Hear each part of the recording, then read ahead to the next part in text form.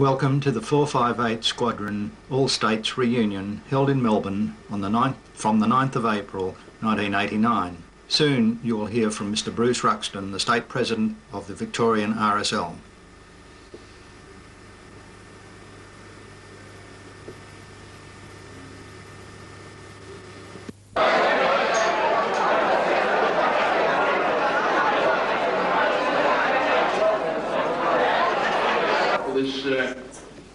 It's an annual reunion, isn't it? Biannual reunion. I'm told that you've tripped around Australia. And I'm very pleased indeed that you've come to the homely city, I suppose you could call it. The only thing wrong with it's the government, but however,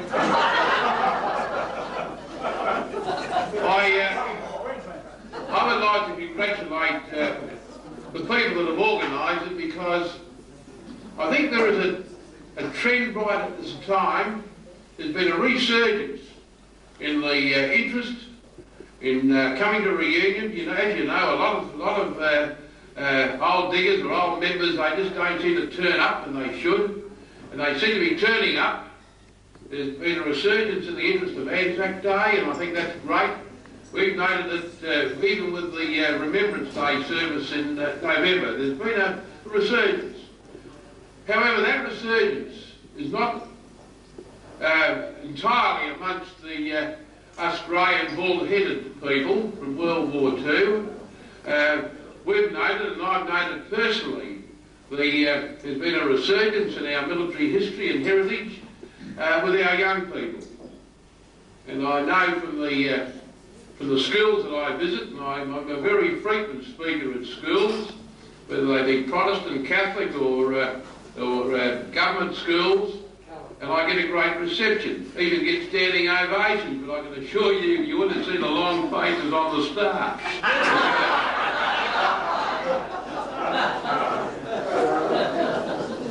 This is quite well, it's a wonderful month, I suppose, April, for the veteran community in Australia, and I'm quite sure that our overseas guests, particularly from the United Kingdom, would understand it. The Kiwis should understand it. Of course, this being Anzac Month. It's a busy month for me, and of course, as you know, and most of you are members of the RSL, if you're not, you ought to be. There's usually something on this month. I've had the great pleasure this afternoon at my local RSL down at Beaumaris, and they've got beautiful grounds there. They had the RAAF Central Band there today. I thought that was a coup in getting them there for starters. But what a wonderful afternoon, sitting in beautiful grounds listening to good music. It would have been a great day. A couple of years ago, and I just want to mention this to you, whilst we're talking about Anzac Day, 1987 it was, I had the honour of leading a very large contingent of people to Gallipoli. And that was a wonderful experience for me. I'll never forget it. It's a pity that every Australian shouldn't get to Gallipoli. I suppose the main reason is that it's part of Australia. That's all I can say. It's the way I felt about it. But we travelled across the Dardanelles, the Narrows that particular morning, from Chinakali, where we stayed. You can't stay on the Gallipoli side. There's nothing there. Early hours of the morning in a ferry, we got into the coaches and went across the mountain range to where the war was situated, on the Aegean or Mediterranean side of the Gallipoli Peninsula. And it really is an outlandish place to go, or to get there. The only people that live there are an occasional Turkish farmer and people that tend the war graves. And you wouldn't want to be in bare feet, that's for sure. And the service was held at the first cemetery, the Beach Cemetery. There's a famous Australian there, buried. He never won a decoration, he wasn't even mentioned in dispatches. And that was John Simpson Kirkpatrick, that Simpson of donkey fame. And next door to him was the grave of a 17-year-old Australian. That's sad. If you've forgotten what a 17-year-old Australian looks like, please have a look at your grandson or whatever, their mates, next time. Have a good look, because there's quite a few 17-year-olders buried there and of course in northern France. But what grabbed me that morning more than anything was the number of young people that turned up. They just loomed out of the darkness. I don't know how they got there. They were young English, young Australian and young New Zealand youngsters. Those people that hunt packs on back round Europe, if you know what I mean, with just loose change in their pockets. I think you've all known one or two in your time. And that really made that Anzac morning. Last year, I'm told by the Deputy National Secretary of the RSL, that there was nearly 1,100 there last year. They expect up to 3,000 there this year. That's the changing Australia for the better. And I think that those young people now understand, and remember this, they're not being taught, they've had to find it out for themselves, that the price of peace and freedom has been horrific. And of course you people in the Air Force, you're so remote from me, but you know, you played a wonderful part in particularly in World War II. And I tip my lid to all of you who serve in this Wellington Squadron. I've heard a lot of talks about Wellingtons, and I suppose it all depends which planes you were in during the war. They all sort of scoff at one another. They're all frightening as far as I was concerned. Matter of fact, the first ride I ever took or whatever it was, and the mountains there, they were awful. And one of the engines caught fire. That's good stuff, and you've got prime grenades all over and mortar bombs on your back. You know, you feel, if it got at you, you would have hit Mars. Yes, it wasn't very nice. Discipline that was maintained. Yanks driving. One Yank said, "This is it, you guys," and I'll never forget the platoon sergeant. He said, "They jump out, I shoot the bastards, they go out the door." But however, getting back to the serious side of it, I congratulate you people, and perhaps one of these days that all Australians will understand just what happened in those years, the sad part of the women waiting back home and people and going out on operations, and you come back but your mates on the other plane didn't come back. That's terrible.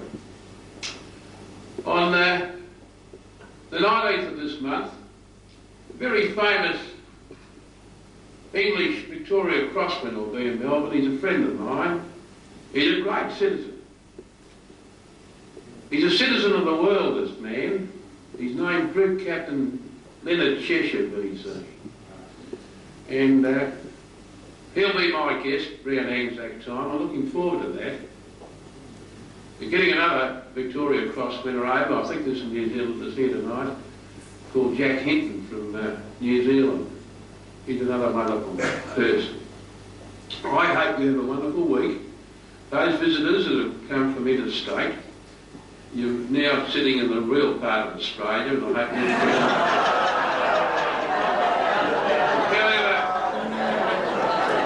those people from New Zealand,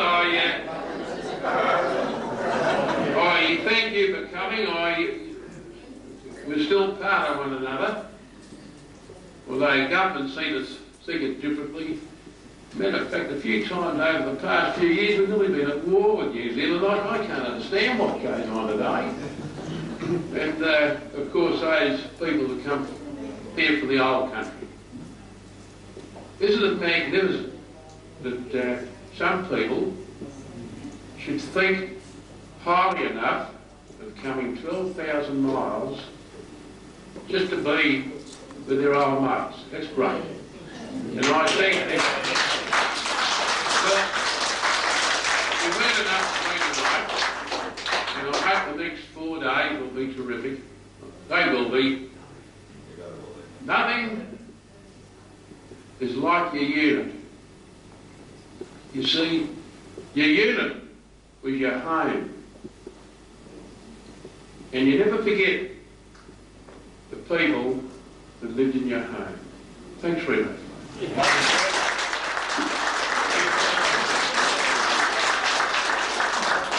Thank you very much, Mr. Ruxton. Ladies and gentlemen, Mr. Ruxton will be around for a while and would like to circulate amongst you. Also, later on in the evening, Graham Coombs will notify those that are on the executive of the Squadron Council where they will meet tomorrow morning for the reunion. For the Squadron Conference, I should have said. Thank you very much.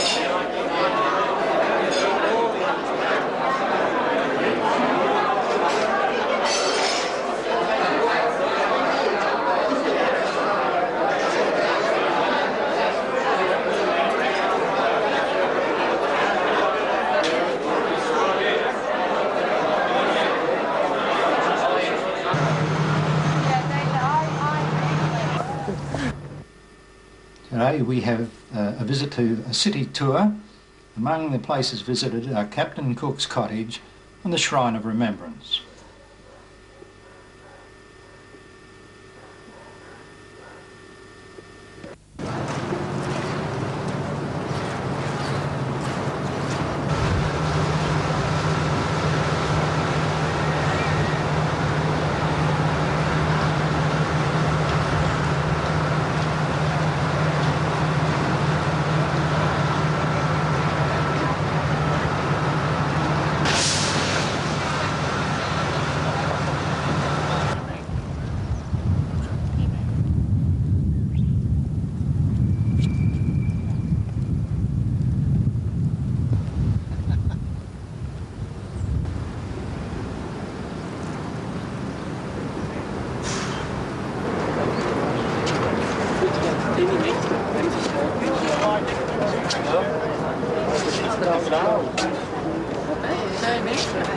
Let me confirm it.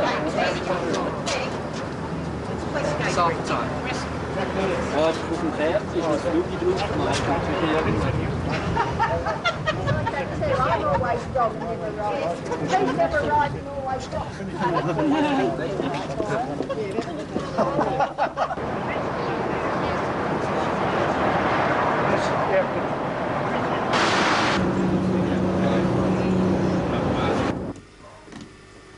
Day 2, we are today visiting the beautiful city of Ballarat.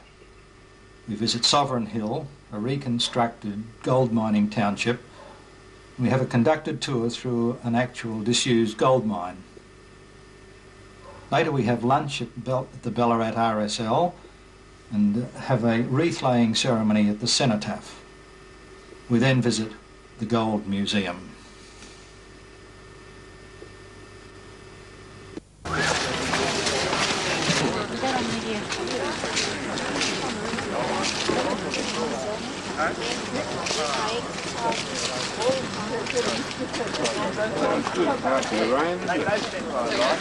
Yeah, well, there's rain they were going to talk about.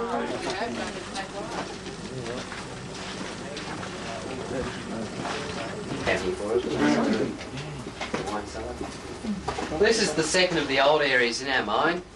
We don't know a lot about this area because we didn't even know that it was down here that rock. The whole area would have been filled up with quartz street like that, or a number of smaller ones. All of the rock was dropped down from the hole.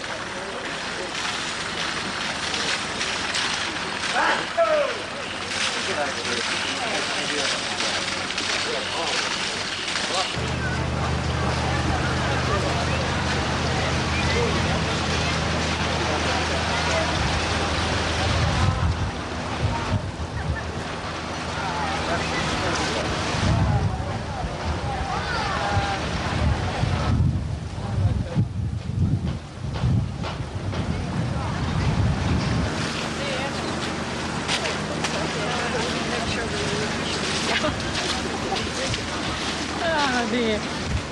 Keep your eye on the game now. You let. There's a chimney over there, I own the barrel.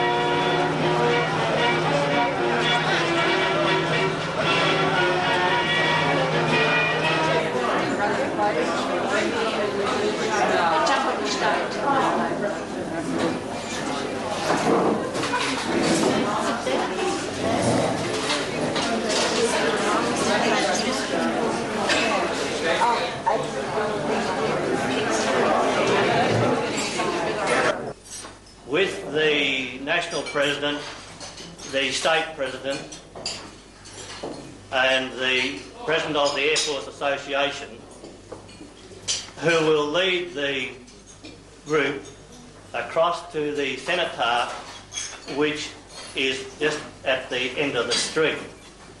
The police will be there to block the traffic, so protect you from getting skittled by the local traffic. The National President will lay a wreath. The President of the RSL will say the ode, and we will have a bugler to play the last pace. That will conclude the function, and after that the buses will be parked just opposite the cenotaph, where you just have to cross the road again and back into your bus. Now I'd like to call on Bruce Hurd, who is the new president of the Ballarat RSL. He looks a fairly young fellow, and understandably he is a Vietnam veteran. Bruce Hurd.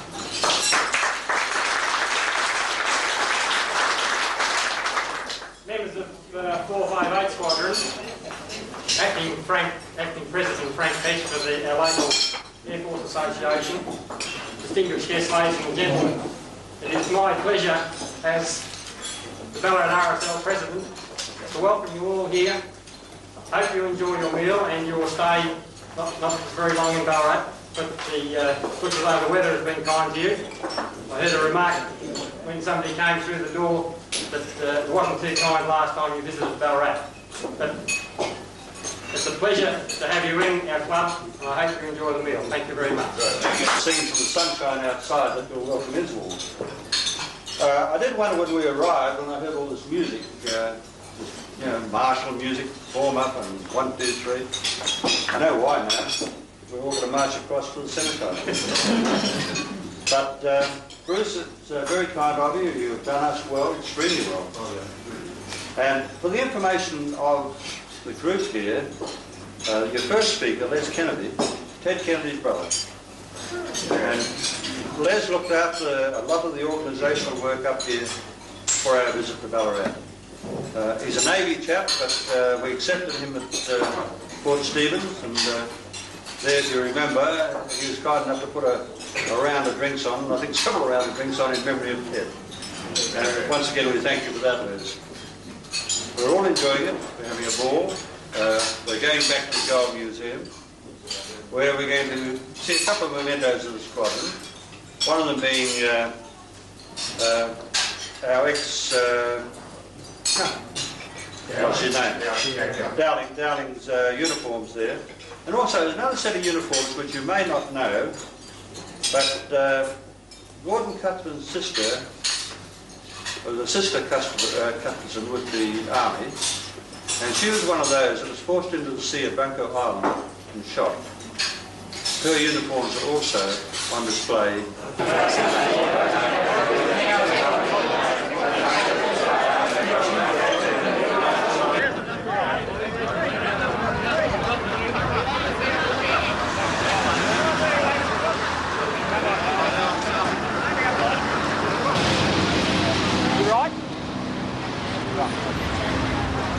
Yes.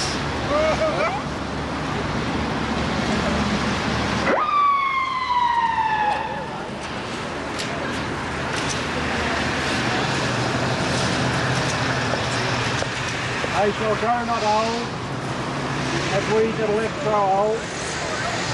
Age shall not weary them.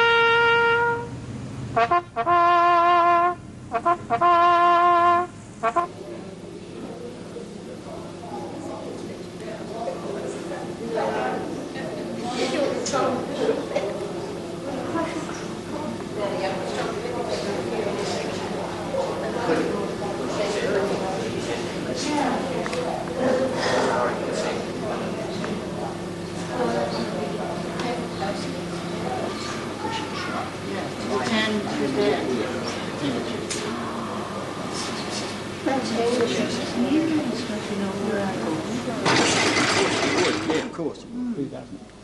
Gordon was one of the ones that Peter knew, Salford and Gordon.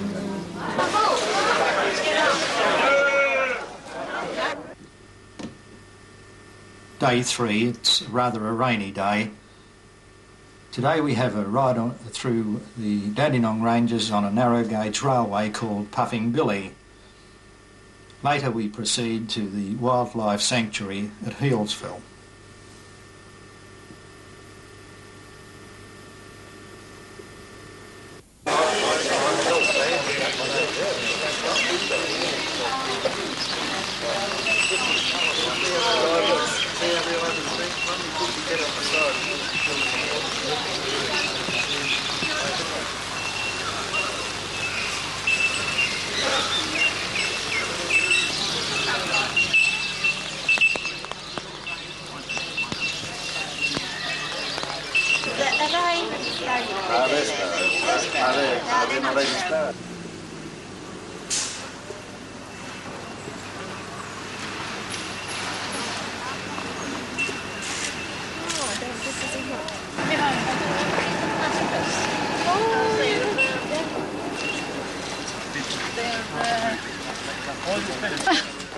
Oh, you're wicked. Yeah.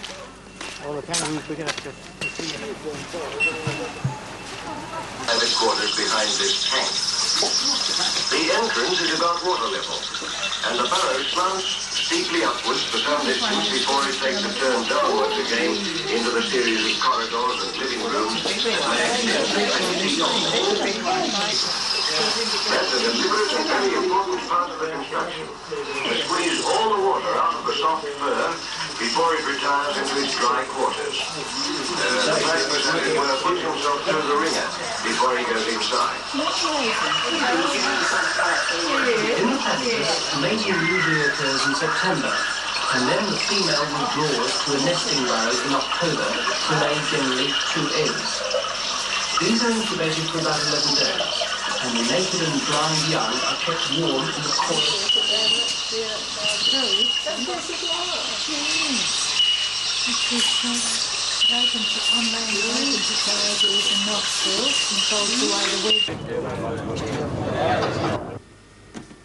Day 4 is a visit to Point Cook and the RAAF Museum.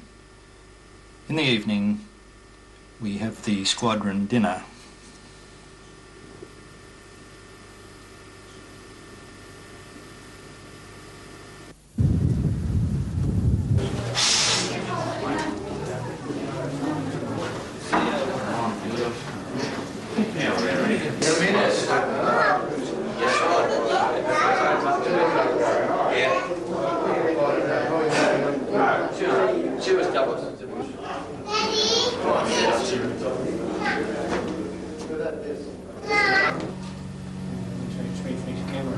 Okay, just moving.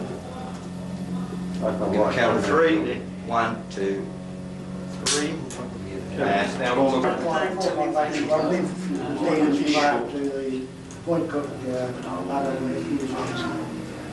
Thank you very much, Jack, on behalf of the RAAF. We'll put it in a place in our bomber gallery when it opens up in about 3 years' time. Very nice.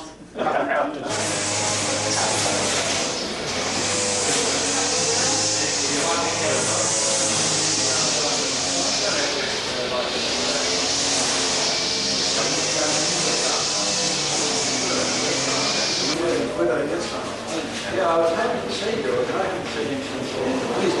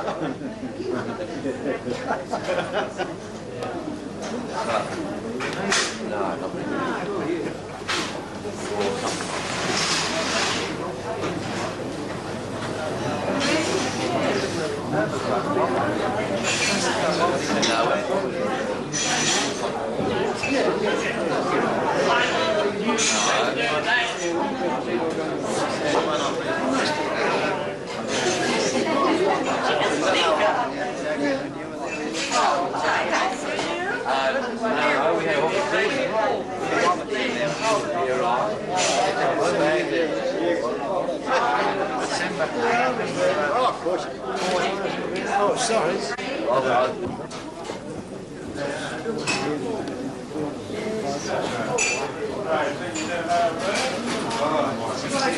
Do us a favour. So if they go here, you just about walk over one at this. It'll take you about 5 minutes, give us about 5 minutes from the one at this. So about 20 past 2, I'll tell them you'll be over there about between 20 past and 2:30. Yes. Okay. Yeah, well, we can walk over there. Yes. And Colin, you can bring the bus over and pick them up. So have a look at it.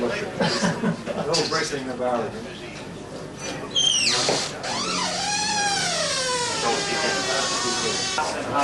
2:30, and I'm sure you'll.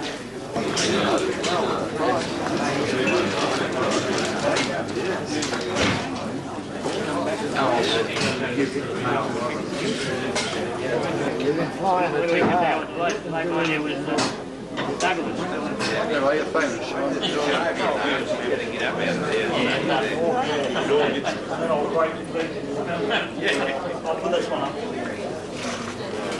Anything for me?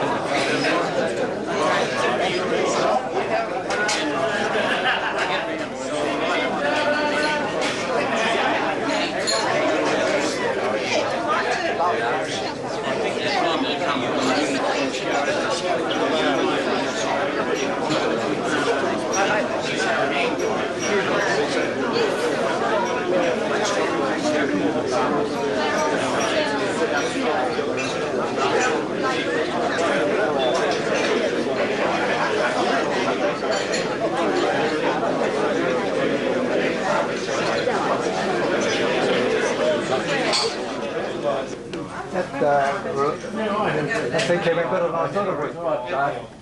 I'll find somebody to stop us. Oh, there you are. Yeah, where are you?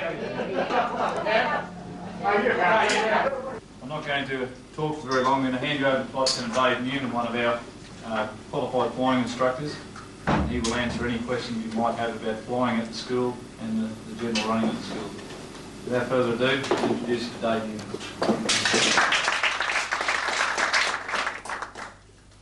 G'day, as Pete said, I'm Flight Lieutenant Dave Newman. I'm one of the line instructors here at the school, and one of TS has got the responsibility of all ab initio military flying training in Australia and for Papua New Guinea as well. We run a combined RAAF and Navy course that goes through here. Students spend about 4 months here, 4 to 5 months, cover about 60 hours in the CD4 as the primary trainer. For a lot of them, it's the first time they have literally ever been in an aeroplane.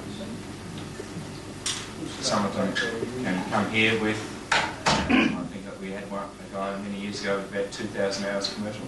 Some people, like one of my students, who has never flown before in his life. So our responsibility there is to get them up to the required standard to pass on to 2 FTS. And there, they currently train on the Mackie.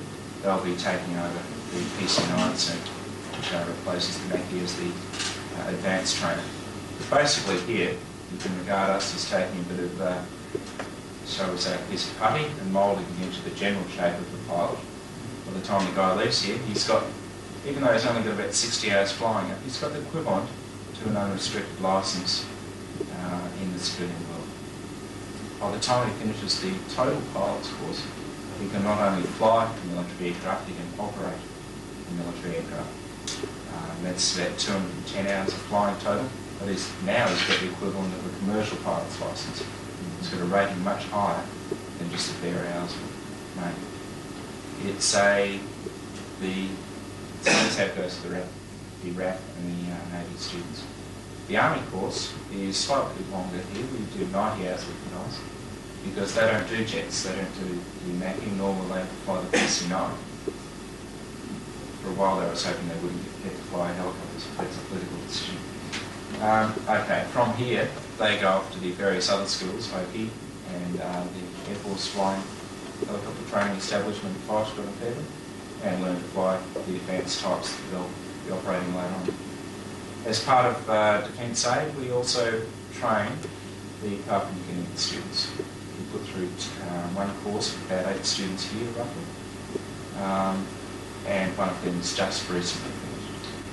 We, after they finish up here, it's up to Woki working with the Army students, because of course New Guinea, although it's or Papua New Guinea, although it's a fairly small country, has got quite difficult. It's a very difficult flying environment. So the school here has got a fairly diverse and wide-ranging requirement on it.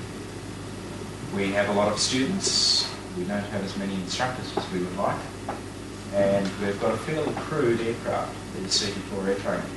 However, as a training tool, okay, it doesn't have ejection seats, it doesn't fly very fast. Its undercarriage is fixed, it's just a single engine piston aircraft. As a training tool, it's quite good because we are able, as an instructor, I sit in the right seat, my student sits in the left, and it's a fairly close environment there. I can monitor exactly what he's doing, but also he's not just talking to some voice across the intercom system. It is a very high pressure course here.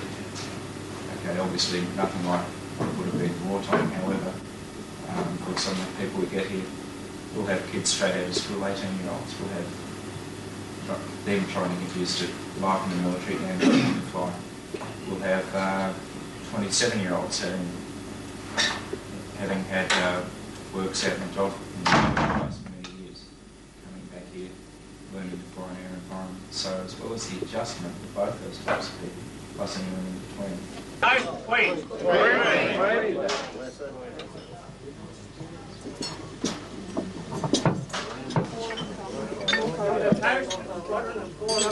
The Squadron. Let's wait again. Let's begin.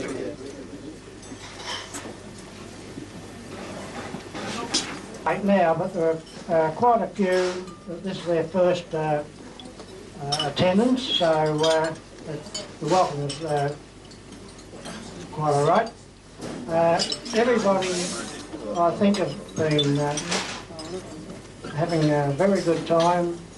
The microphone trouble tonight just goes on to when we first arrived, to the Shamozzle with the hotel room and late buses, but apart from that, I think everybody has enjoyed themselves, and I want to make a special welcome to all the ladies of 458, because I think without the ladies we would not be as strong as what we are today. And,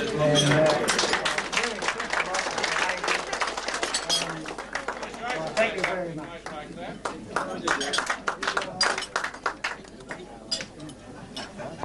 And did you hear about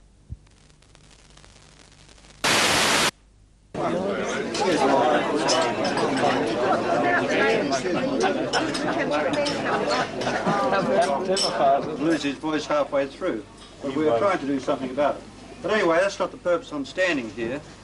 This afternoon we had a meeting and we have elected a new president, and I can tell you that the next reunion will be in South Australia, and I'd like you to meet our new president, Mr. John Kerry. John. Hooray!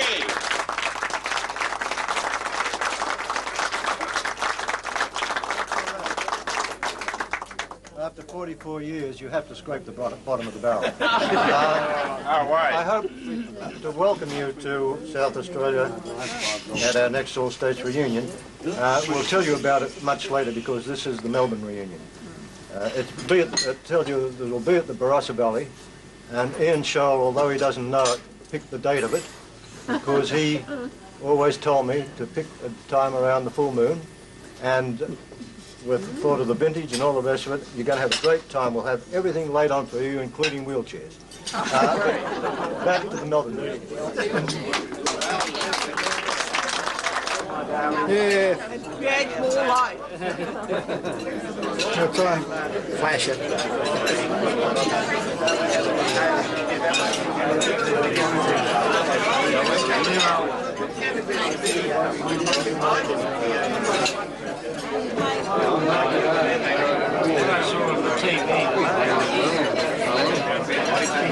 I'll finish up on somebody's knee, I'm sure.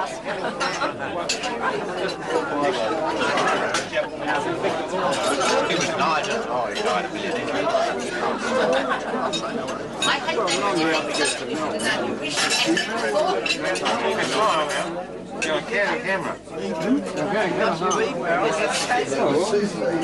Nothing new.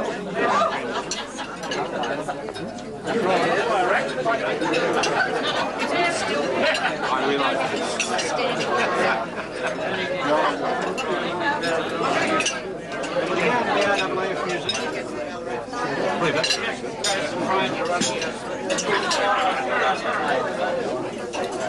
That'd be whiting trouble, wouldn't it? Where are you going? We'll bring you to the ladies, the ladies bring you to the boys. Drink. Mr. Nader, 91. What's the I'm going to be? Drink. No seniors amongst us? No seniors? Honey, man. No. Not recite. Drink. Moving to on camera. Having red moved on and left and sit in the fertiliser.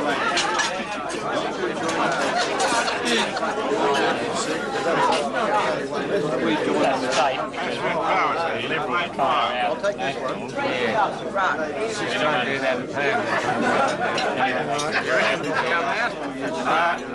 Here, boss. Look up at the camera. Look at the camera. Say hello. She's taking the ball rest. Good luck. I didn't think Amy Chap said any mates. Oh, yeah. Hilda, come on now, Hilda. Come on now, look. Look, Hilda. Thank you very much, Hilda. Smile, Hilda, smile. Oh, here, Jack, look out. Well done. You have your dollars worth, are you? Three for $1. 3 tickets. Well. Very nice indeed. They won't even know me. You would also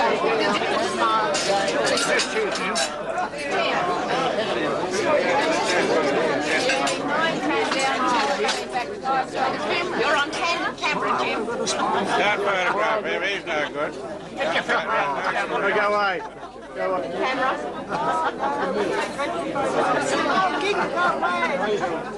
Say cheese. Cheese.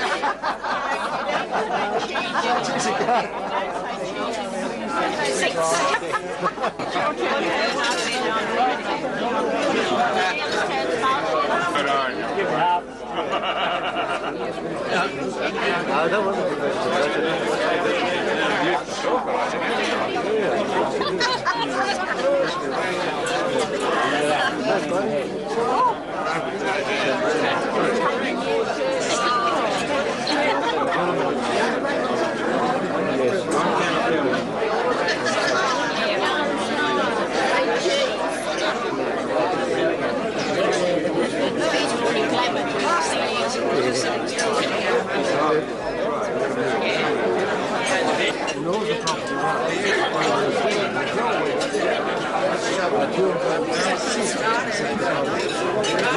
Look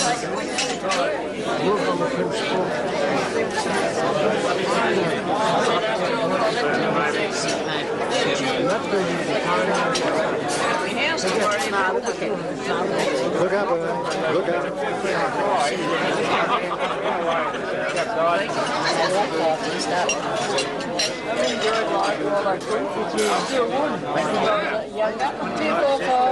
You want blue or white? What's where he made the price of beer going up? Blue one?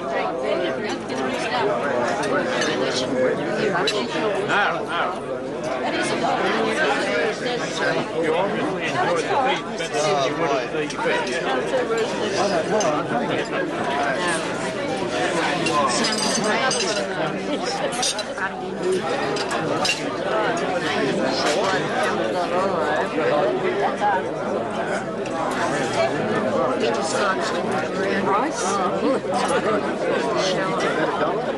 He's not working. He's not working. He's on. And that's light on. Just pretend that. There's the light on. It's not working.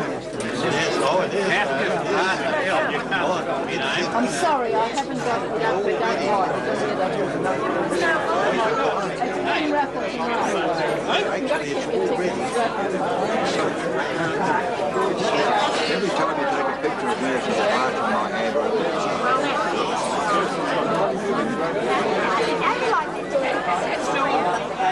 When he hasn't got the glass in his hand. Then he's happy.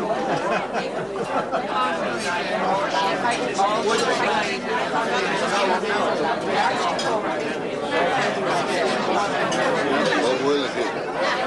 You always smoke too much. I can't stand these photographers. Buster Barber always used to stand behind when he took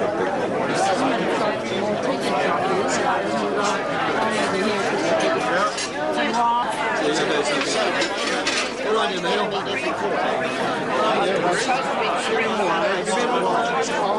me away, Bill. Go on, give him away.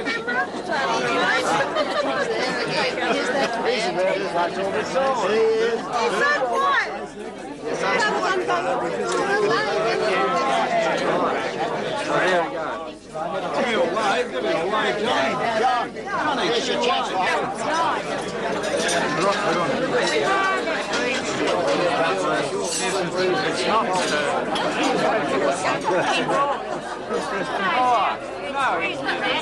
Bit on the nose.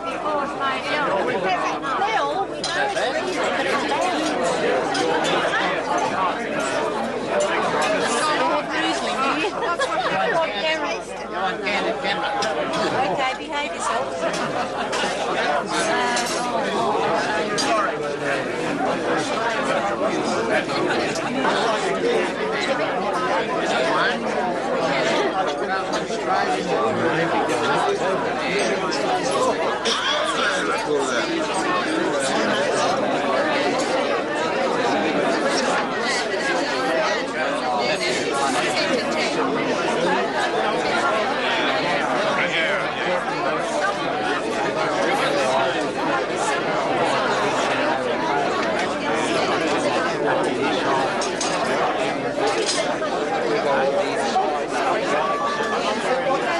Anybody that has not got raffle tickets, and I've also just been informed that lady on my left here, Georgie Moncrief, who is Bill Chapman, is celebrating her birthday. So would you mind? Happy birthday. Happy birthday.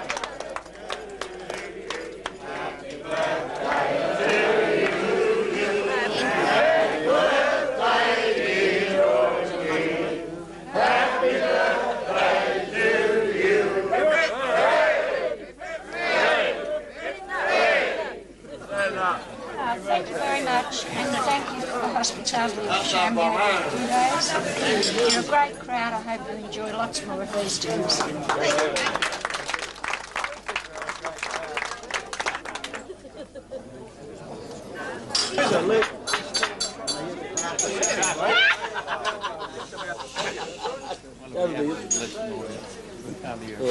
Ladies and gentlemen, we have a speaker tonight, which is quite a departure for what we normally do at a reunion. But I think we all talk about stories of what happened in the squadron. We all have a good laugh. But a lot of our squadron chaps left the squadron under unusual circumstances, otherwise they went down and they finished up in what was commonly known as the bag. Now we have a speaker tonight who was a squadron man and did finish up in the bag, along with a couple of others here. In fact, there was one chap in this room who also shared the same room as our speaker in the POW camp. And he never washed the dish. And he never washed the dish, I did too. Now he's identified himself. But we thought it'd be nice, particularly for the ladies, to hear these stories. Because while we hear lots of stories, we never hear really what did happen in POW camps and the effect it had on the people who were in there. And these are the guys that had it tough. You know, we could play around a little bit, but once they got in there, they're into a different lifestyle, completely different. And so with a lot of pleasure, I want to introduce you to Bill Fordyce.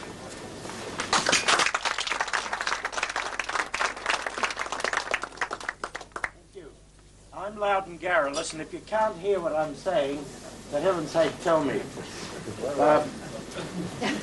So, Mr. President, John Carey, very new president, ladies and gentlemen, the first thing I always do when I talk about the prison camp is to make sure there's nobody here that was in a Japanese camp, because I have to emphasize that whatever happened to us was 100 times worse in Japan.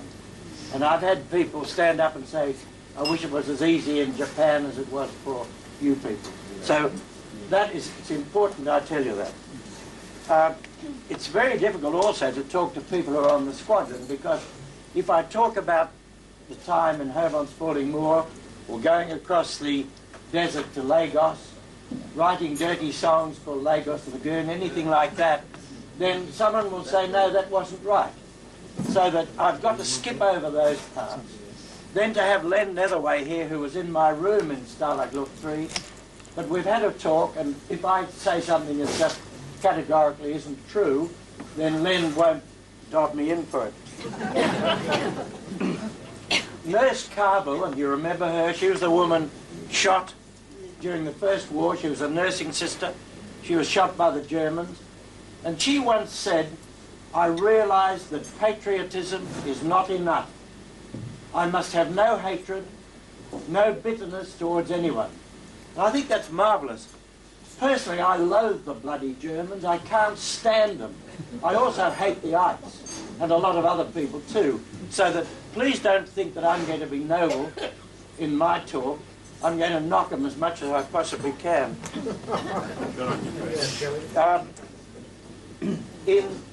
Before the war, I was in a searchlight unit in the militia in Melbourne, and one day the Air Force, who had I think 2 Bristol fighters in those days, one of the Bristols flew down the beam of the searchlight when we were on location at Werribee Racecourse, and it was so frightening that I thought, I've got to get out of this.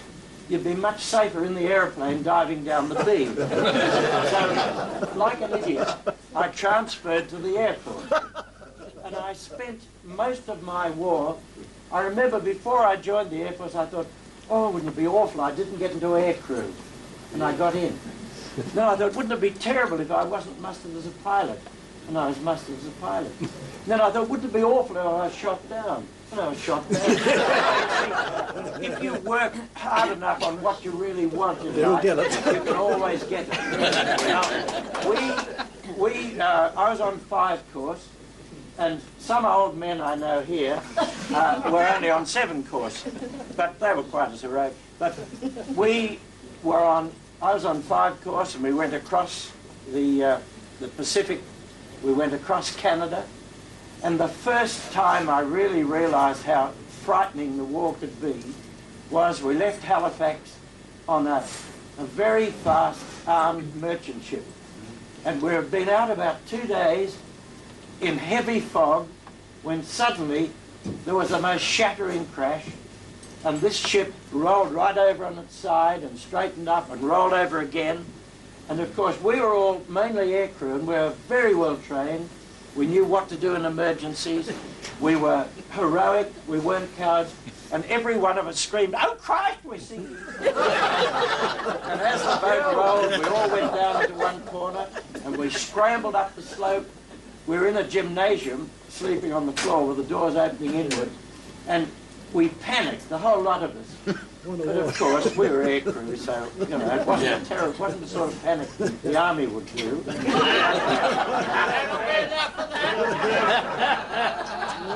When we finally got up onto the deck, and of course we had no lifeboats, we only had Carly floats on this ship, and finally we got up onto the deck to find that we'd hit a very large iceberg, and we'd hit it at an angle, the boat had rolled, we hit it again, and we sat with the stern in the air, the bow well underwater, for about 3 or 4 days. We were towed back to Halifax.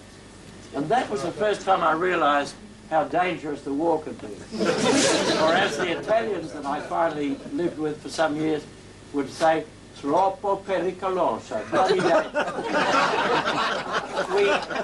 We finally got to England, and we of course went back to Canada. We got in a very fast convoy. We had the shattering experience of seeing literally hundreds of boats all around us, and probably 30, 40, 50 were sunk. And to see the convoy go on and not stop for these people was very, very frightening.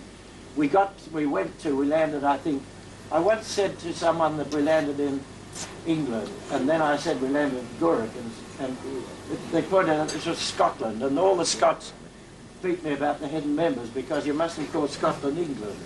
But we landed in the north of England, we came down, we went, as Graham well knows, we went to Brighton, and I think it was Brighton. Bournemouth, sorry. You see, senility gets us all. We went to Bournemouth, and finally we were posted, Graham and I anyway, to home upon Spalding Moor. And of course, every place you were posted to in England, interesting things happened. I remember that in the village of Moreton-in-the-Marsh, there was a place called Granny's Antique Shop, and there was this wonderful old lady who had the classic name of Mrs. Harmer Brown with a hyphen, and she took rather a fancy to me, and don't get alarmed, she was very old even then, and she said, "Look, you must come to my place at Long Compton for dinner." So I said, "But how can I get there?" And she said, "Well, I've got a car," which was most unusual in those days, "and I'll drive you there." And I said, "Well, how'll I get back?" And she said, "You can borrow my bike." Once a week, I used to be driven from Moreton-in-the-Marsh to her home. We'd have a fabulous dinner. I'd hike it back to the Squadron on the bike, and a day or two later I'd give her back the bike in the antique shop. About, 100 years later, in 1970, I went to England with my son and daughter, and we were staying at the White Hart in Moreton, which you'll remember, Graham. And as I leaned out the window looking across, I said to Christopher, "Good God, that used to be Granny's Antique Shop, and it's now a supermarket." So we went down and we said to the man, "Do you know what happened to Granny?" And he said, "Look, I've been here for 30 years and I've never heard of her. If you go to the stone cottage down there, they'll tell you." So I went to this place, and the very old lady said, "Yes, Mrs. Harmer Brown. She lives halfway up the hill in Chipping Camden. Her house is called Elm Tree Cottage." So I took the 2 kids, we went up the hill, and I knocked on the door, and this dear old lady came out, and she was old. And I said to her, "You won't remember me, Mrs. Harmer Brown, but my name is Bill Fordyce." And she said, "Yes, and you never bought my bicycle back."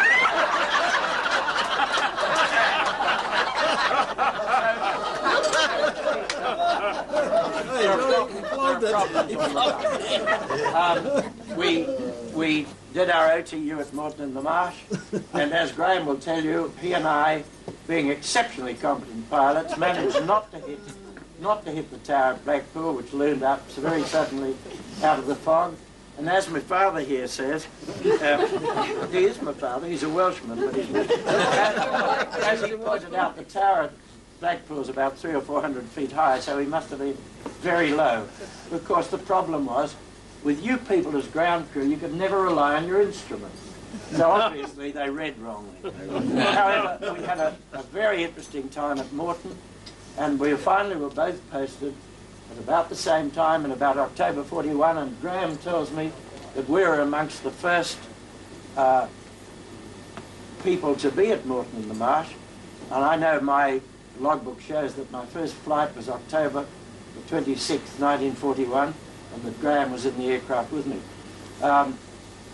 We were an extraordinary squadron, and one of the most interesting things that I can remember was that I had a wonderful North Country lad on my squadron named Frank Bird, who was a navigator. And Frank was fabulous. He got very upset about Australians and the way they spoke, and he used to try and teach us the proper way to speak English, which meant with a North Country accent. And I can remember we were coming back from a trip one day, and Frank said over the intercom, because he was a navigator, "Alta course 110. And I said, "What's that, Frank?" And he said, "Alta course double." And I said, "Look, I can't understand you." I pressed the headset on. I said, "Bring it up to the front, write it on a piece of paper." And he said, "Stick clog in mouth up second lace on." Which they tell me means shove your boot in your mouth.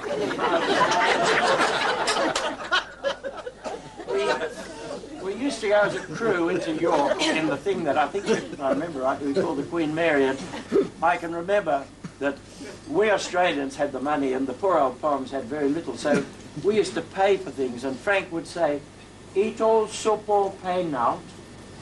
See all, hear all, say nought. But if ever thou dost out for nought, do it for the same." Which means if you're going to do anything, for God's sake, do it for yourself and not for someone else. A very, very sound psychology. I'm supposed to be reading from these things. That's how they talk. We've been there, North Country Navigator, we've had it. Another problem is I can't read this writing. I think just before the war in the Pacific came about, if I remember rightly, so for God's sake don't contradict, we decided that if there was going to be a war back in Australia, we wanted to be there, and we applied to go back to Australia. And I was a bit naive, but I thought we were going back, and one day we set off across the continent to go, I thought, to Australia.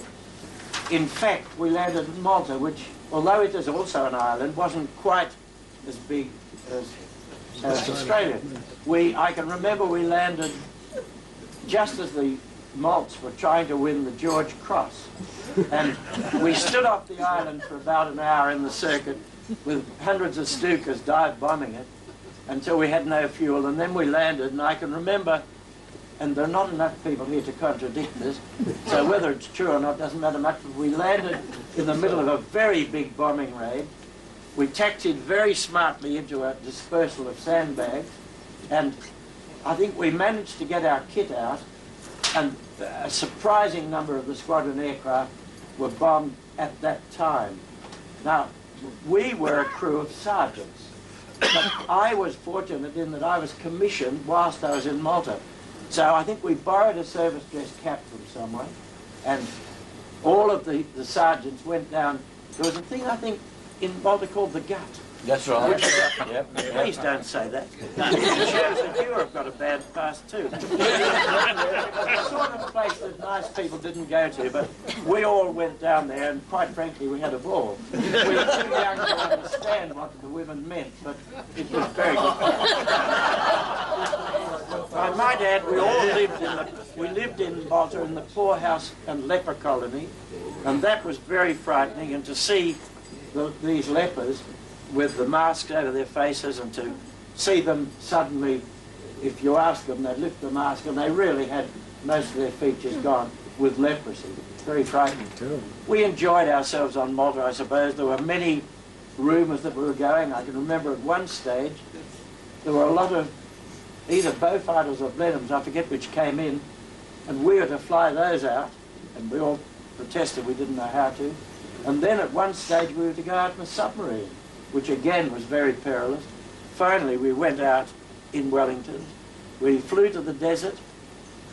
We then helped King Farouk do all the nasty things he used to do. And the interesting thing about it, you were all at the desert, so you all knew how to sing King Farouk, King Farouk, hang your bollocks. I won't tell you any more about that, but we even knew the chorus. What I liked was the way everybody used to cheer us. We'd sing this, being extremely rude to Farouk, and everyone in the theatre would clap nicely because we were being so polite to the Egyptians, if only they knew. We finally flew... Forget Farida. No, we never forget Farida. Santa Maria, no. We flew down to Khartoum. We did a trip which I should remember, but I'm too old and senile. But we flew to Khartoum and then right across West Africa as passengers. We went to, and I don't remember the order, but I think probably Maiduguri, Lake Chad, or Maiduguri, Kano, Lake Chad, something like that, and then to Lagos. And then, of course, as you know, we had very few qualities as a squadron, except that we could write disgusting songs. And you remember we wrote Home on Sporting Moor to the tune of Ilkley Moor Vata. Yes. We also, in Lagos, some filthy man wrote Lagos Lagoon and what we're doing to Black Velvet down there. I didn't understand it, but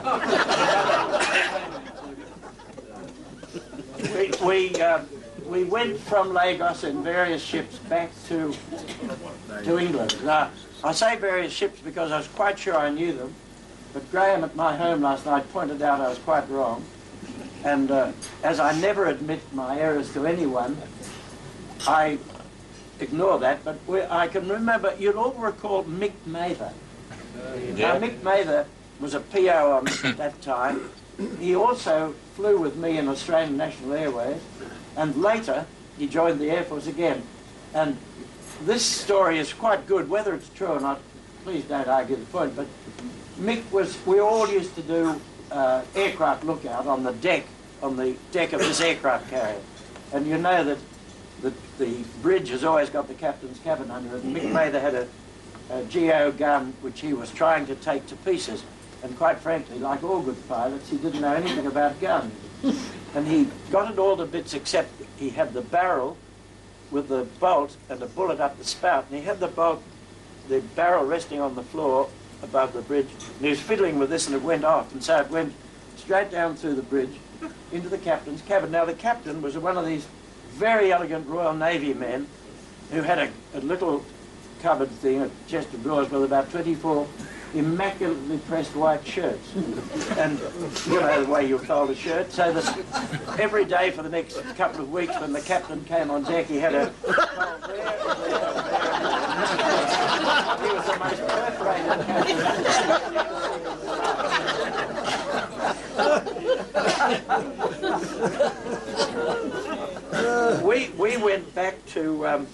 We went back to England on this thing, and at this stage I decided the war was very frightening, so I went into hospital with an appendicitis. I hoped that the war would be over before I came out, but it wasn't. So I then had to fly out to the Middle East again, and I was shut down. I was one of these cowards that always used to say, where am I likely to be hit? And as we were a torpedo squadron at this stage, I decided that the most possible... Well, anyway, I used to sit on my tin hat. We were flying... This particular time, we were flying down the Med, and and my navigator got us lost, and we made landfall where the Germans weren't supposed to be, and I was terribly impressed because we flew at about 50 feet along this incredible convoy of troops, and it wasn't until they went off the road and started to roll over in the dirt I realised that they weren't one of us, they were Germans. So I got the hell out to sea, and we were chased by two 109s who subsequently shot us down. Now, at one stage, one went past like this, so I lifted my right buttock off the tin hat to see where the other one was. With extreme skill, he put an explosive cannon shell into the geodetics at the side of the aircraft, which got me in the tail. Now, I must admit it didn't hurt at all. We were subsequently shot down, and one very fine bloke and his sister used to be a member of this organisation. George Crompton, who was my tower gunner, who'd been on Bodmin and Paul Defiance before he joined 458. But George was killed in the air, and the rest of the crew were badly burnt, and everyone was shot. And we got into the dinghy, and we were about 8 or 10 miles out, and we shot down one 109, the other one strafed the dinghy and sank that. So we swam in, and we were in the water for many, many hours. And finally we got to shore, where we were welcomed by ice. We were taken down the desert in very heavy Lancia trailers, which were so rough that you had to stand and hold on because it was just, the ride was too bad to sit when you were wounded. Now, I didn't know I'd been wounded, but when I got to Benghazi, it was the first chance, 10 days later, to have a bath, and so we stripped off, and when I took off my underpants, they were covered in blood, and I screamed, "Oh God, I've been shot," and collapsed all over the place, and the doc took me into a little room and laid me out on a trestle with a pair of tweezers, took about 24 pieces of flak, about as big as pinhead, out of my tail. And the interesting outcome of this was that, you remember, immediately after the war, I had a flight blue stripes, and then I had, and Graham refreshed my memory, but I'm still not sure of this, I think we had perhaps red stripes for years of service, and then we had perhaps gold chevrons. But I know I had an armful, and I used to walk up Common Street like this. And I was with my wife at a party. The only time she ever supported me was this time. And I was walking at the party like this. I used to stand like that, and somebody said, "What are those?" A woman said, "What are they?" And I said, "They're wound stripes." She said, "Where were you shot?" So I started to loosen it. And all the nice women left and all the bad ones stayed. I used this method for sorting them out for many years. I can recommend it to you. However, from Benghazi, I was the only officer, and my crew were put in a different compound to me. I was flown out of Benghazi across to a place in the south of Italy called Lecce, and my crew, and realised that we only had a crew of 5 in total. George was killed in the air, so I left 4. That meant there were 3 others. One man, the navigator, was very badly burnt, so he went into the hospital. The other 2 went across to Italy in an Italian hospital ship. Now, at that time, the Arts were sending arms to the desert in hospital ships. So any hospital ship was sunk by the Brits. So 2 of the crew were killed then. The American navigator in the Royal Canadian Air Force, a bloke named Green, you might remember him, he ended up many years later in Germany, and I met him there.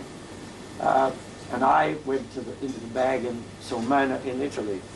Now, Sulmona was in the Abruzzi Mountains, and it was the part of Italy where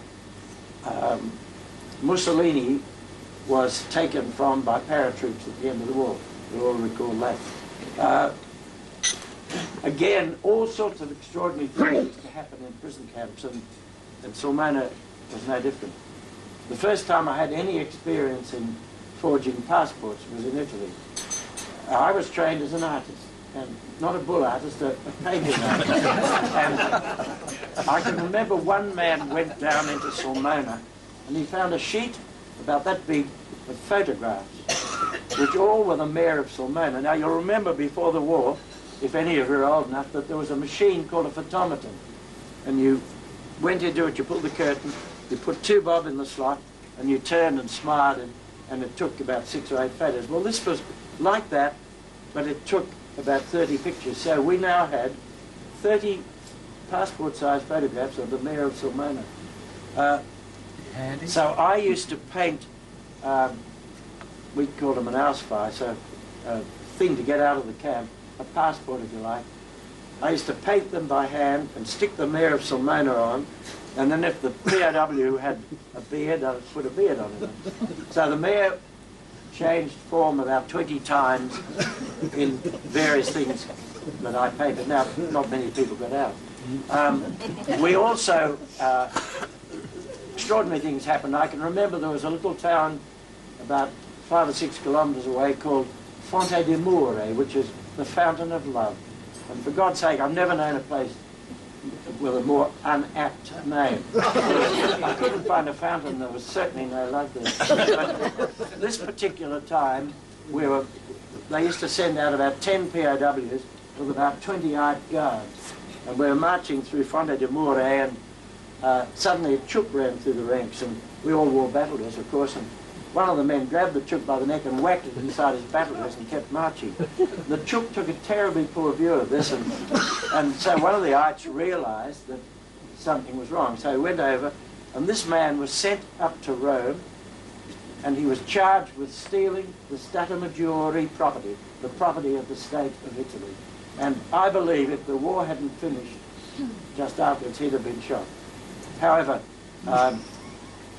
one day, when the Italian armistice was over, we imagined we'd be going home, and suddenly a great troop of SS with tanks came into the camp, and we were all bundled into cattle trucks and taken up from Sulmona to Bologna.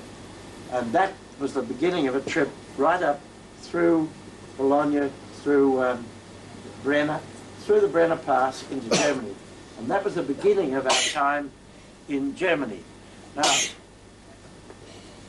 it's very hard to understand that the ordinary people around us showed such fantastic ingenuity, such entrepreneurial skills. Once you got into a prison camp, people could do anything, and it was absolutely amazing. And I'm going to stop there and tell you another amazing thing, because I'm sure it won't interest you, but you'll be staggered that this sort of thing happened. When we landed at the Sulmona station, which was near the Sulmona camp, we were all handcuffed. So each man was handcuffed to the bloke next to us, in 5. Now when you've been in a train or an aircraft for a long time, you need to go to the loo. So that the first thing we did when we got off the train was to try to go to the loo. Italians are very friendly with toilets. The Italian toilets are such that there's a sort of a fence there and a V-shaped thing there. You walk down here and then you walk back there, and people coming along the station can just look in and see you quietly standing there. But we were handcuffed in 5 so that we shuffled in sideways up to the loo, and then of course as soon as you went to do anything, the bloke next door took your hands away. So you had this terrible problem of if you managed to undo your fly, your pain was shocking anyway. Again, that was one of the terrible horrors of war. However, we went up through the Brenner Pass, and in the going up into Brenner, a lot of men tried to escape, and the way they did this was really unbelievable. Cattle trucks have got boards in the floor about that deep. We were about 40 or 50 men to a cattle truck.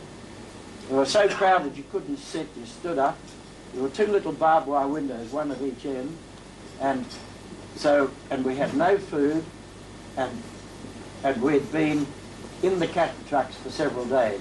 So that obviously the first thing we had to do was to have a toilet. So we had with us Red Cross boxes, so we used these. So that as soon as we got into the very nice part of Germany, and whilst I hate the Germans, Germany's a beautiful country, and all the stations are immaculate, you know. So we'd stop at a station with our little box of horror, and we'd listen quietly until we heard the guard walking along the gravel beside the cattle truck. And then just as we thought he was level with the window, we chucked this box of pills out the window and screamed, Achtung, Achtung, Scheissen, bitte. And if you wonder what Scheissen means, it means exactly what you think it means. Judging by the screams of abuse, we never missed. On the way up, everybody in the cattle trucks had a knife, a fork and a spoon, and someone found that if you put 2 knives together and hit them with your boot, you could serrate the edges and make quite a good hacksaw. So that in every cattle truck, people were sawing through the floorboards. So that, and again in prison camps, people think along the same lines all the time. And you'll find that what one's doing in one camp or one truck, people are doing in another. So that everybody was sawing through the floorboards. We had one bloke in our carriage. You probably don't know this because you've never travelled on the axle of a cattle truck, but on cattle trucks the wheels and the axles go round together. Now this character got down through the hole in the floor, onto the revolving axle, onto the step, unlocked the door and then got back into the truck. And they did this on most of the cattle trucks, so that by the time it was appropriate, people started to leap out of the train. The Germans had flat cars about every second cattle truck, and as they'd go around a corner, around a curve, they'd be shooting along the train. The Brenner Pass is very narrow and it has a road, a railway and a river in it, so that your chances of jumping out without getting hit by a stanchion, going onto the road or going to the river were very slim. A lot of men did get away. A lot of men spent the war in Switzerland. But I didn't get out. We drew lots for this. We then went up through the Brenner and we stopped at several extraordinary camps on the way. One called Moosburg, which was probably the biggest camp I've ever seen. At a place called Weinsberg, where they separated. See, in Italy, we were mostly of nationalities. We were mostly Australians with a few other nationalities. But in Germany, you were in services. So that in Weinsberg, they separated the Air Force from the Army, from the Navy, which was a good thing for us because, you know, you never want to be with the Army if you can possibly help it. And we finally went from Weinsberg to an underground fort in Strasbourg. Now in this underground fort, which had been built in the Franco-Prussian War, from a distance it looked like a hill. When you got up close you found there was a moat round this extraordinary fort that was about 4 stories underground. And this was where we were put. Now, every time, prisoners of war thought escape all the time. So that as soon as we got in there, someone suddenly found that underneath the stairs there was a triangular space, shape of the stairs and probably 6 feet deep. And one day, for some unknown reason, the Germans decided to brick that up. So they'd brick it up during the day and we'd take it off during the night. And we'd put the cement in buckets and keep it wet and pack the bricks back on sticks and things like this. And then when we finally were ready to go, we bricked up half a dozen people in each of these things. Now, they never used to get away because Strasbourg was a long, long way from the Channel, but it caused such an upset. We went from there right through to the famous Stalag Luft 3, and of course Stalag Luft 3 is where all the most interesting escapes took place from. This is only, we're going down the desert with this. Bit ahead of you.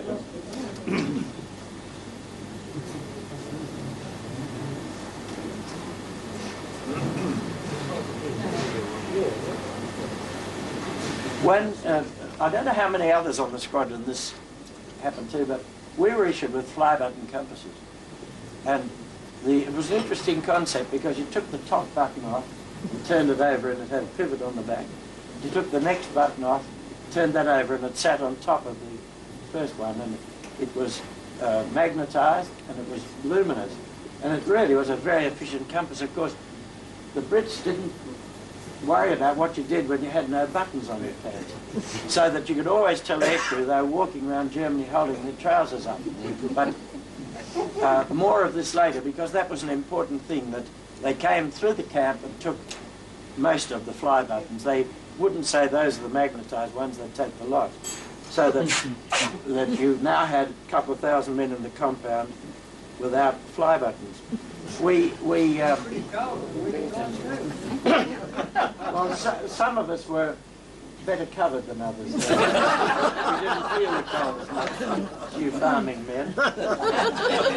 You farming men. I'd like to tell you a little about Stalag Luft 3. Now, I said before that the most extraordinary thing about POWs is they're so imaginative, so entrepreneurial. And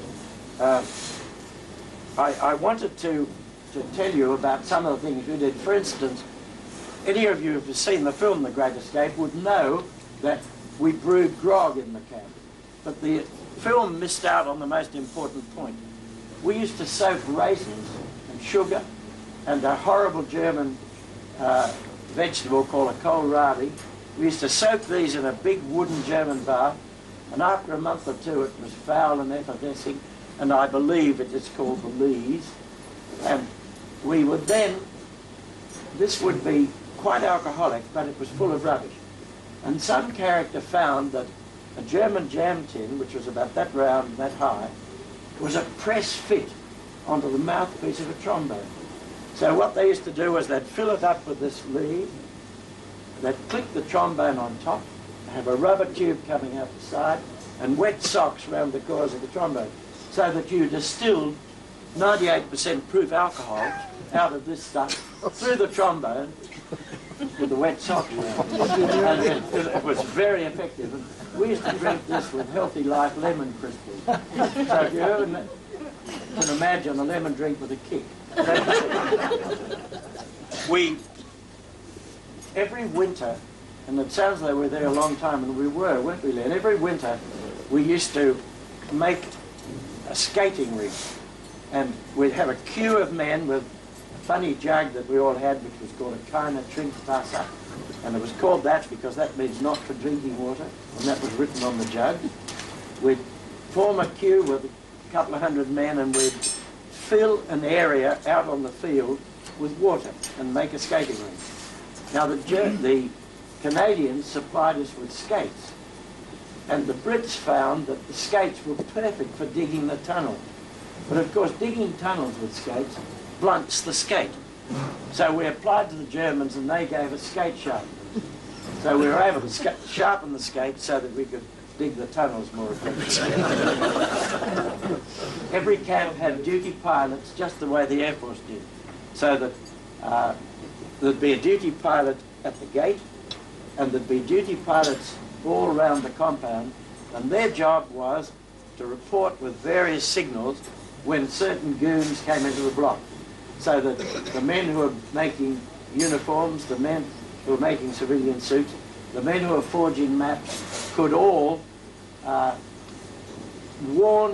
be warned to get out of the way that such and such a guard was coming into the camp. Of course, they were incredible men because they forged most beautiful letters. They forged letters from, I know when I escaped, I had, or tried to escape, I had a letter from the Krupp's works, which was beautifully done, telling that I was a foreign worker and couldn't speak German, and giving a reason why I was going across Germany. We had a man who made compasses, and these compasses were made of gramophone records, which in those days were thermoplastic. They had Stalag-Luft 3 embossed on the back, and they were made from magnetised razor blades. And every man in the escape had one of those. I worked in the map forging department, and we used to make a tin tray the size of a foolscap sheet. We would boil up Healthy Life lemon crystals to get the gelatin out. We'd pour that into the tray. We'd draw one map with very heavy indelible ink made from chopped up indelible pencils, and then we'd run off with a squeegee on the jelly mould. We'd run off 10, 12, 15 maps, and then the mapping department would paint them in colour. They'd put the town names, and they would, if you said, I want to escape to Stettin, they would do you one big map and 6 small maps showing you exactly how you went. So that the organisation in the camp was absolutely unbelievable. In this camp there were 3 or 4 outstanding escapes, and you've heard of 1 or 2. There was the wooden horse, which you all know of, so I won't go into that. But one that you haven't heard much about was we called the bathhouse escape. And one day somebody said, look, if we had 4 or 5 German uniforms, and if we had 4 or 5 German rifles, and if we forged 4 or 5 Ausweis, these passes to get out of the camp, and if we made German buttons and German side caps, 4 prisoners could march 12 other prisoners out of the camp to go up to the bathhouse. So they set to work. Now it happened that the Royal Air Force OR's uniform was exactly the same material as the Luftwaffe OR's uniform, identical. So that it was easy to make from our battle dress, from uniform, it was very easy to make Luftwaffe uniform. So someone made those. Someone made rifles out of wood and polished the barrels with boot polish that you couldn't tell from 3 feet they weren't real rifles. They cast buttons which were on the Luftwaffe, they were made of sort of lead. They cast those buttons, they made side caps, and they forged Ausweis. And finally, on one particular day, 4 men walked up, they presented the Ausweis at the guard hut, and with 12 men with greatcoats on, their uniforms rolled up, and their kits wrapped up in a towel, their food in a towel, they marched out of the camp, down the road and disappeared around the corner. Now, we were in Poland, and that was a long way from anywhere, so you never expected people to get away. However, that was so successful that about an hour later someone said, well, we've got 4 more rifles, we've got more uniforms, who else wants to go? So another 14, 16 men marched out of the camp. They were all caught, but that's not the point. The point was it upset the Germans so much. Now, you've all heard of the Great Escape. I was number, you getting bored, Stu? No. I was number 84 in the camp, and it was done in a strange way. The important people, the VIPs, were the first 20 or 30. People who had worked in important places after that, in building the tunnel and so on, for the next 20 or 30. I used to work in the theatre and forge maps and passports. So I got into the fairly early draw, and I got number 84. I was drawn to go out with a man, and there was some mistake in the draw, so he went out at about 50 and I went out at 84. He was one of the men, he was a Sydney man, and he was one of the men shot. I think that at this stage I want to, just in case any of you don't quite agree with me on my thoughts about Germans, may I please read to you a couple of chapters in a book. Immediately after the war, the Royal Air Force formed a unit whose sole job was to go onto the continent and find out who had done the shooting, who had given the orders for the shooting, which individual man had been responsible for the shooting, because realise that of the 50 men killed in the Great Escape, they were killed in 1s and 2s all over Germany. And it appeared from the research that Hitler had given the order that 50 men would be killed. He'd even gone through the identity cards and said, these are the men that you shoot. So that we then got to a stage where, and it happened, it was the young people, the unmarried ones, so perhaps he had a bit of a soul. You'll all have known of Kattenar, the jeweller in the city. And Jimmy Kattenar was probably the youngest in the escape. He was aged 20. He was a squadron leader for the DFC, and he was quite a courageous young man. Now, he was killed, and I just want to read you 1 or 2 things out of this book that will give you a bit of an idea of what it was all like, really.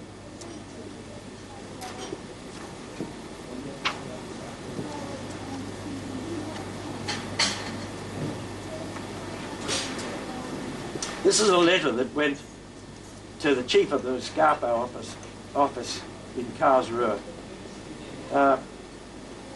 By order of the Führer, the Reichsführer SS has ordered that the British airman Cochrane, who escaped from Saarbrücken and is now held by the Kripo in Ettlingen, will be taken over by officials of your office, and during transport in the direction of Breslau will be shot whilst trying to escape. Shooting will be done in such a way that the prisoner concerned will be unaware of what is going to happen. The corpse is to remain on the spot until inspected by the local gendarmerie and a death certificate has been issued. The body will be cremated and so on and so on. Now, you know, they really meant this.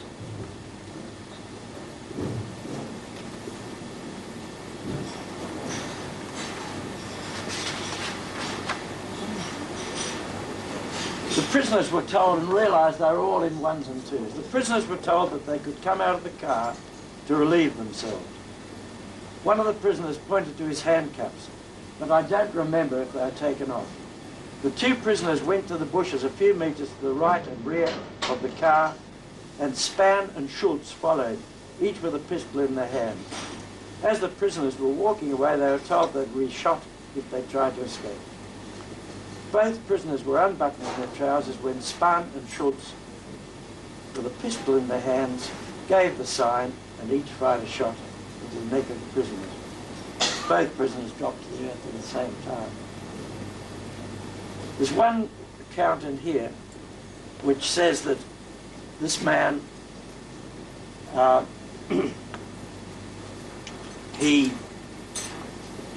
think I better read it.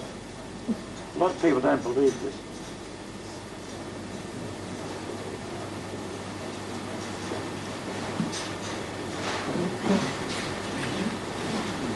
There was a further realisation, this German told McKenna, and that was the worst of all. Muller's order was to shoot the man on the following day.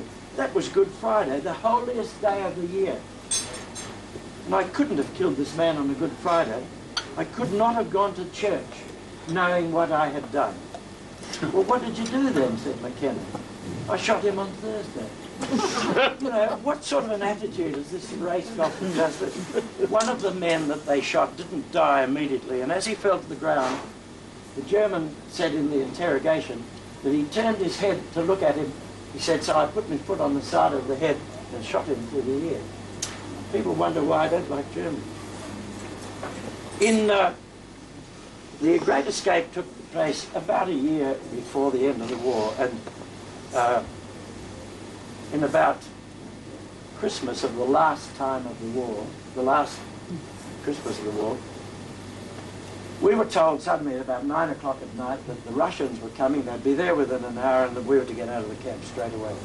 There was about, what, Lynn, 3 or 4 feet of snow on the ground, and every one of us made toboggans. We used hockey sticks nailed onto boxes, ice hockey sticks, chair backs, which make a very good toboggan if ever you need one. We did all this sort of thing to make toboggans. We put runners on wooden boxes, and we set off within about an hour to walk right across Germany. Now there's about 4 feet of snow. The roads, of course, were fairly clear, and we just started walk. We did what I believe the poor army do. We had about a 10-minute break every hour, and it was so cold that the water, which of course your feet were wet, the water froze between your toes and made icicles. And so when you started again, you had to be very careful that you didn't freeze your feet, didn't cut your feet. We walked right across Germany. We were lucky that the cloud was right down on the deck, so the Russians, who would normally have strafed us, weren't able to do it, and we walked right across without much problem. We walked for about 4 or 5 days, and then we were put into cattle trucks again, and we were taken across to a place called Charmstedt. Now, this was what they call a Melag-Malag camp, which was a naval officer and merchant navy camp, and the people, and mostly there, were ORs from the merchant navy of the Royal Navy. And of course, one of the interesting things was that the Red Cross Convention, the Geneva Convention, insisted that officers couldn't sit on a seat in a toilet that didn't have a proper seat with a hole in it. ORs could sit astride a log, but not officers, because officers have a more tender tail than so that as soon as we got to the camp, the Germans went right through the camp, and they put pine planks about this wide, right down the full length of the toilets, and the little man with a set of compasses went and drew circles, and then another man came and cut the circles out. And the POWs were hiding down in the muck underneath, and they caught these discs, and they made wonderful wheels for carts, so that by the time the next move came, we were all equipped with little carts with wheels, and we were able to walk quietly up the road, upsetting the entire German advance who were trying to go back towards the British Army, which was coming up north, and we walked from there right up to a place called Lübeck. Now, when we were in Lübeck, the Royal Air Force dropped a lot of nickel raids, a lot of pamphlets, and these said that if any German commandant was known to move Allied POWs, that commandant would be executed. So that we were all herded together in a, and we were sent down south to another place called Trenthorst, which was one of these enormous community farms that they only have in Germany, with a barn that would hold literally 1,000 cattle. And it therefore held a couple of thousand POWs. And we were all put into this thing, and we were at least dry and warm for a short while. One night whilst we were there was the most incredible bombardment. It was unbelievably loud. And we found out later it was the Lüneburg bombing. We realized that it was, and of course it was about 100 kilometers away. We realized this must mean the war was nearly over, so that we prepared to go home. And sure enough, in about 2 or 3 days, a little man in a tank arrived, and we loved it because instead of going in the front gate, he went all around the wire. So he just mowed that down, and then he opened the lid and said, "You're free," and shut the lid and went off again.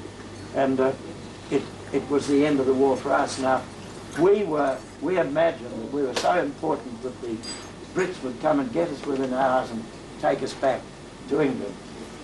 It was a sad day when we found we were not important and nobody cared a damn about us. So after a day or two, we stole Lugers, we stole Leica cameras, we stole grog. We went out onto the highway, onto the Autobahn, and stole Mercedes cars and any cars that had petrol in them. We did what they'd done to us for 3 or 4 years. We said, "Aus, aus, alles aus," kicked them out. And we then started our move in vehicles back towards the Channel. Now the big problem, of course, was petrol, and none of us got more than probably 100 miles before we ran out of petrol. So from then on we started to walk. Now, one quaint thing about the army is that they always imagined prisoners of war were lousy, had lice. And strangely enough, this was far from the truth. We didn't. But the army then would, as you arrived at an army camp on foot, they would grab you, and the first thing they'd do was they would delouse you. They had a thing like a bicycle pump, but very big. They'd shove it down your trousers and up your shirt, down your neck, and they'd pump this DDT powder into you, which meant you'd then be sort of dusty, dirty white all over. And then they would paint a purple spot on the back of your neck, which meant you'd been done. So that, of course, I was an artist and I had a tin of paints with me. We all had a little bit of powdered milk left, so that in future, every time we saw an army unit, we'd stop a couple of 100 yards away, dust ourselves over with powdered milk. I'd paint the purple spot on the necks, and we'd say we'd been done, and that way it was on. We finally got in, and I can't remember if it was Brussels or Antwerp, but we got into one of these places where there were tens of thousands of POWs all around the perimeter in rows of 16, which was the number that a length would carry. The aircraft were... I'd met a man not many years ago who was on this airlift, and he said that the concentration of aircraft was so great that if you missed your approach coming into the aerodrome, you didn't try again, you went back to England and got into the circuit and came back again, because there were so many aircraft that a missed approach, you couldn't get back into the circuit. So that these aircraft would come in, they'd taxi up, and whilst they were slowly taxiing, we would scramble up, 16 men would scramble up into the Lank, and we were taken back to England. We landed at a place called Dunsfold, and Dunsfold was it was a wonderful reception area, because we realised that, except looking through the wire and through the pine trees at the German sensors, we hadn't seen a woman for about 4 years. And so when we were met at the aircraft with a gorgeous RAAF officer, he took you by the arm and carried your rubbish that you had with you and said, "Look, there's a wonderful spread for you over on the table in that hangar. Now, I'll lead you across and I'll be feeding you." And I thought, well, the hell with the food. I'm going to go line with the WAP. On the way across, we came to a shed sort of a thing with a red cross on the roof, and she said, they said, just before you go into the hangar for the meal, would you go through this little hut? So I went in there, and there was a character with one of these big pump things, and I said, I've been done. And he said, you're going to be done again. And he tripped me up and lay me on this bed sort of a thing, and filled me full of DDT powder, and said, that's all. And I walked out feeling very embarrassed and dusting myself down, and the WAAF took me by the arm. She led me into the hangar and sat me down and started to bring the food. And again, I was thinking, you know, to hell with the food, I'll concentrate on the WAAF. Now, don't forget that about 2 or 3 years before, I'd had all the buttons taken off my fly. And so I sat down and the WAAF was next to me, and I crossed my legs, and out of my gaping fly came a great puff of white powder. I thought this is probably the sublime horror of war. The first woman I've seen for 3 or 4 years, and all I can do is a puff of white powder. Ladies and gentlemen, thank you very much.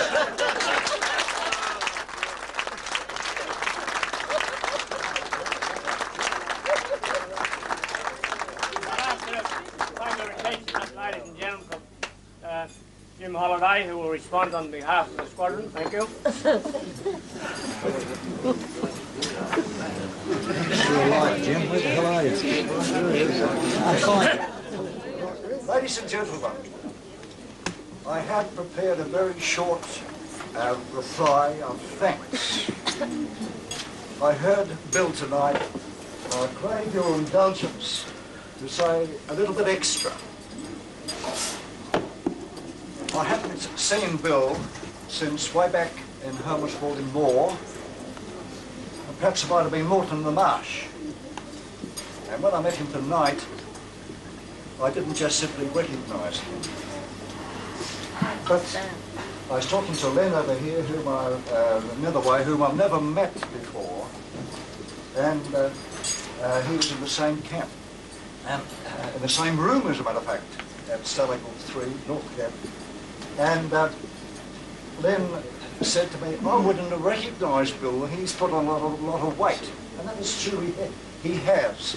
And Len said, you know, I don't think he could have got in and out of that window after dark at the POW camp anymore now. Cheeky bloody monkey. But what struck me was this, that I was in East Camp at Stalag 3. There were 4 parts to it. There was North Camp, Central Camp, East Camp, Valeria. And I was in the part where the wooden horse episode came, but I came there later on. I was a sergeant when I was taken, and I got my commission. How hell I got it on blood if I know. And I went up to Stalag 3. There was Jimmy Sargent. Well now, what I'd like to say was this. Bill talked about that episode of The Great Escape and those 50 people being shot. I can remember being paraded the day, and the CO coming out. He was a group captain who was an Englishman, and the first time he'd ever been on parade, and he told us all about this. It was a horrifying thing, believe you me. The other thing that struck me, that Bill and I must have been together in that march he talked about, from Stalag 3 through to Marag, Melag and Nord on the west coast of Germany and up through to Lubeck.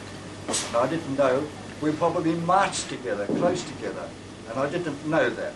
And that astonished me, really has astonished me, that I didn't know he was there.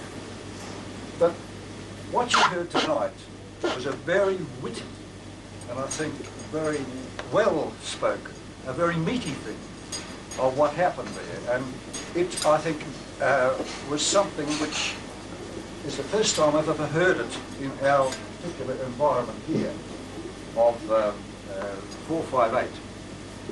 We need these sorts of things to tell us what actually happened to us during the war years. I think it's not only of interest to the women folk, but interest also to the others who hadn't experienced these things.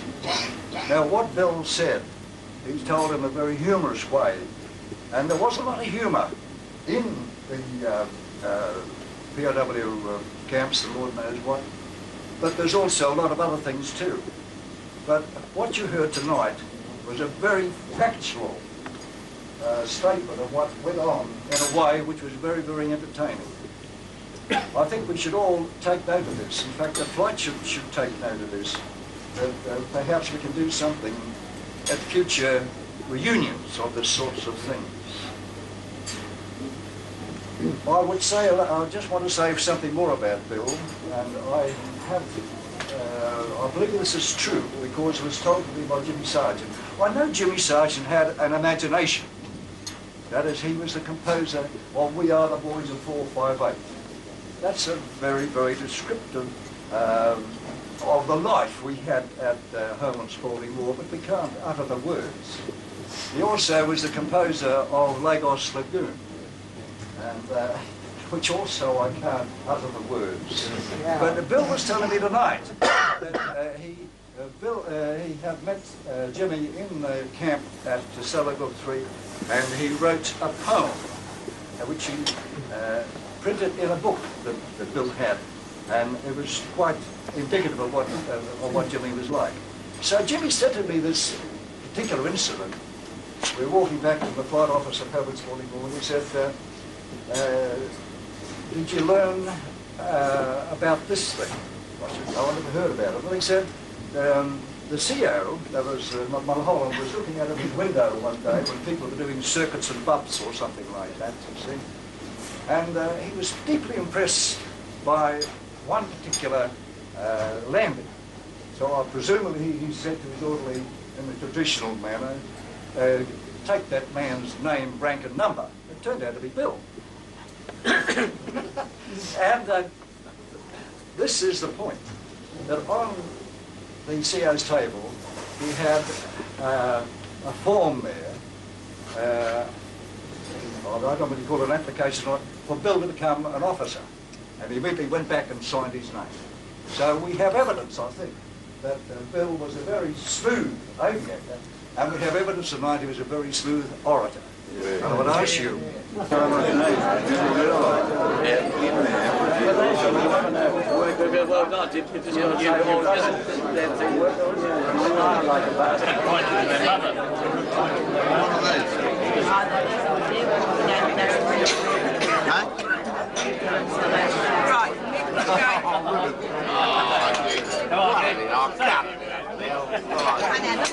This is just what I did.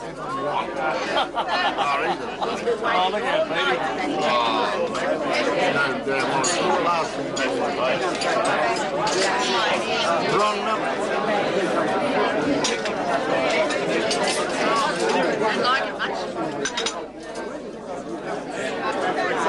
Rupert Pearce became secretary and Bill Phipps became treasurer. I then moved to Queensland, a very smart move on my part. And consequently, I left the load down here. I did manage to visit Melbourne on a couple of occasions, and post letters and telephone calls also kept me in touch with what was going on. But mainly the work was done by Rupert Pearce.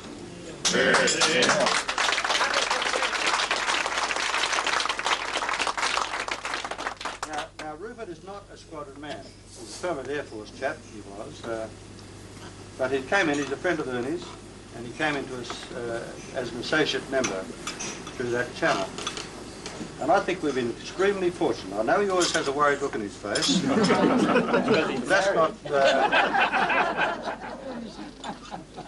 but that's not our fault. But Rupert, I don't know how I can express my thanks to you for what you've done. It's here. Where are you? Oh, you're down there. You're moving. You're over there. That's right, I was. Yeah, but Rupert, I really, truly can't express my thanks deeply enough or strongly enough for what you've done. Without it, I don't know how we could have done along. But any success here in organisation, I think, goes to Rupert. He worked very closely in association with the Atkinson Conference Service, who also did a marvellous job. And this is probably the first time we've had a computer-controlled reunion. And it was. And Rupert worked with Lara over there in the main. Good on, Lara. computer language, gigo, with garbage in or garbage out. Not much garbage went in and a lot of good came out. The other one of the team was Bill Herford. If you look at Bill, Bill is going to start working now because he's now going to run around and pay all the bills and balance the books and do whatever fiddling he has to do to make it wind up successfully. I do believe we've almost come, I don't know whether it's going to be a plus or a minus, but we're going to finish up almost on break-even. Yeah, very good. And I think that's been very good planning. And also, with that it's easy, you know, because you've got to think in numbers for various things and how you're going to cost out the various projects. You know, you're going to have 2 full buses, 1.5 buses or what? Because your costs are going to be varied on that one. So I think, Bill, you with your sharp pencil have done a marvellous job in achieving costing, which has obtained that result.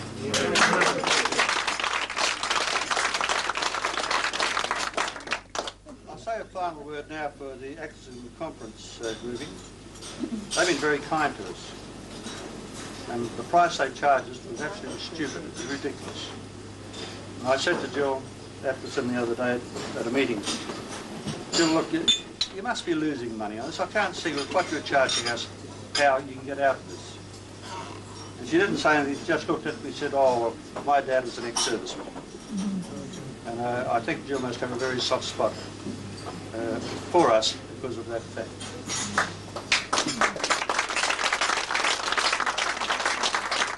I think in particular, I think Lara, who's looked after us on the bus and run around, had a worried look occasionally. You can smile again now, Lara.